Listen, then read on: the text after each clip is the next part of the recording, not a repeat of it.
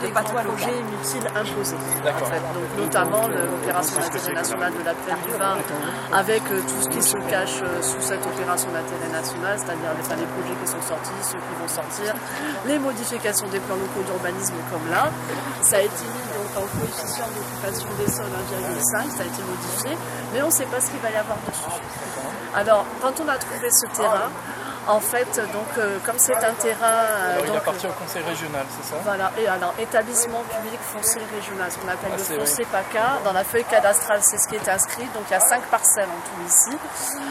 Et il y a, donc on a vu qu'il y avait cette maison, donc qui est laissée en état de déshérence depuis des années, alors qu'elle peut héberger des personnes sur Nice. Donc par exemple, quand on nous dit qu'il n'y a pas assez de logements, qu'il faut en construire sur la Plaine du Var, là on a une maison qui peut être habitée immédiatement. On propose de remettre en état en plus, on propose donc de faire le travail des collectivités territoriales. Et donc du coup, donc, on a décidé de coupler l'action donc, avec les Roms. Pourquoi? Parce que des familles de Roms sont venues nous voir et ils nous ont dit qu'en Roumanie ils cultivaient, ils étaient agriculteurs là-bas et ils voulaient se remettre dans l'agriculture maraîchère.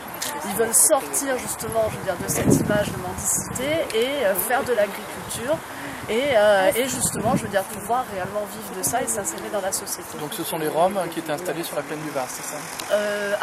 En fait, précisément, ce sont donc des Roms qui sont en règle, donc ils ont leur papier et les enfants sont scolarisés. C'est ça qui est important, parce que justement, quand le président de l'association Pralès en a parlé, vraiment par sécurité, ce sont vraiment, et puis comme on est très strict chez nous sur la légalité, voilà.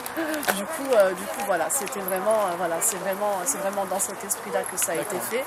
Et le but étant donc de remettre en culture ces terres. Donc on a déjà amené ici aujourd'hui symboliquement quelques légumes, et en sachant que on va démarrer une grosse action dans pas longtemps, certainement dimanche prochain. C'est-à-dire c'est-à-dire basé donc sur la défense du territoire, donc du fleuve qui est là-bas, et en même temps des terres qui sont ici.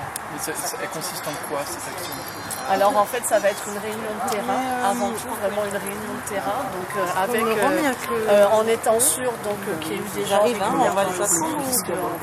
bien là, mais la loi au niveau de la réquisition, c'est pour ça qu'en plus nous on avait fait toutes les démarches au niveau de la domiciliation, au niveau du courrier, au niveau de l'occupation 72 heures, on avait fait toutes les démarches, on était totalement en règle. Voilà. Concrètement, vous occupez la maison depuis combien de temps? Donc ça fait administrativement, puisque c'est le courrier qui des fois, ça fait une semaine. D'accord. Voilà, donc c'est plus de 72 heures. Il y a combien de familles?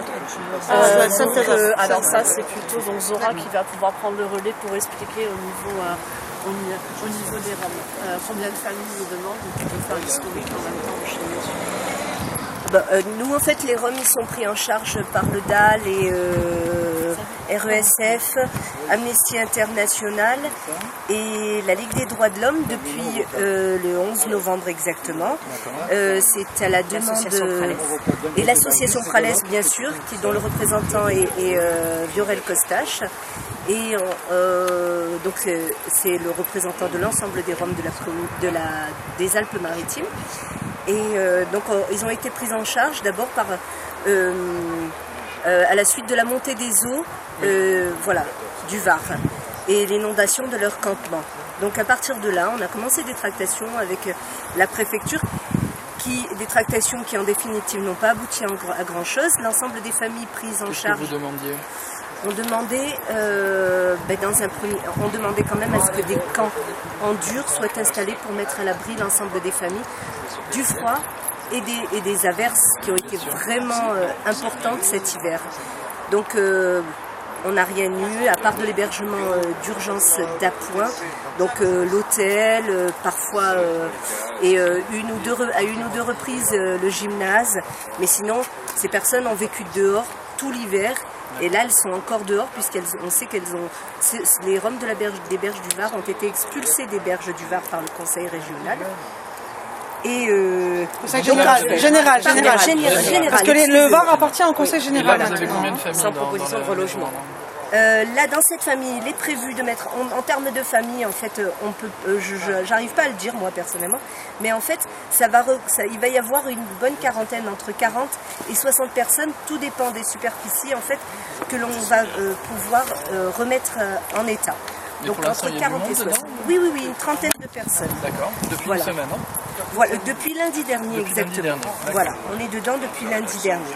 D'accord. Et donc l'occupation s'est faite de manière totalement légale. Et par contre, hier, dans les environs de 18h, il y a eu une rafle policière qui s'est effectuée. La police a pénétré de manière illégale sur le terrain puisqu'il n'y a pas eu de dépôt de plainte. Elle a embarqué une trentaine de Roms pour les débarquer à Gilette, près d'un campement Rom. Le sous-préfet qui a été appelé sur le lieu a dû appeler les gendarmes pour ramener les Roms à Nice. C'est quand même assez hallucinant que le sous-préfet doit faire appel à la gendarmerie pour protéger les Roms de la police nationale. Alors on t'entend, juste, est-ce que, voilà, moi je pose la question, est-ce que c'était bien la police nationale ou la police municipale? Les Roms sont vraiment catégoriques là-dessus. C'est la police nationale. Il y avait des nationaux, des municipaux et des policiers en civil. Et donc ils ont été emmenés à Gilette? Ils ont été emmenés près du campement de Gilette, voilà, et où le sous-préfet était présent. Ils ont été ramenés où après? Et ramenés à l'Ariane. Voilà. Nous, on voudrait signaler quand même que ce harcèlement de la communauté Rom n'est pas nouvelle, parce qu'il y a déjà un dépôt de plainte de la Ligue des droits de l'homme, RESF, et Amnesty et Pralès, parce que des enfants ont été gazés dans leur sommeil, et ça encore par la police nationale. Donc les associations, et notamment les associations que je viens de citer, sont obligées systématiquement de se déplacer en pleine nuit ou très tôt le matin pour constater des exactions. Le préfet a été prévenu de ces dérapages. Pour l'instant, aucune mesure n'a été prise. Alors, nous, on fait appel au président de la République pour faire cesser ces harcèlements. Les associations ne peuvent s'organiser pour surveiller la police. Et je veux dire quand même que nous allons effectuer un dépôt de plainte dont les termes sont encore à envisager dès lundi. D'accord. Ok, parfait. Et en sachant que ce qu'on veut actuellement réellement, c'est on veut avoir sous les yeux l'ordre de mission qui a autorisé les forces de l'ordre, quelles qu'elles soient, à rentrer sur ce terrain. Parce que si on l'a pas sous les yeux, de toute façon, il y a une plainte qui va être en préparation et on va se porter partie civile. D'accord. Voilà.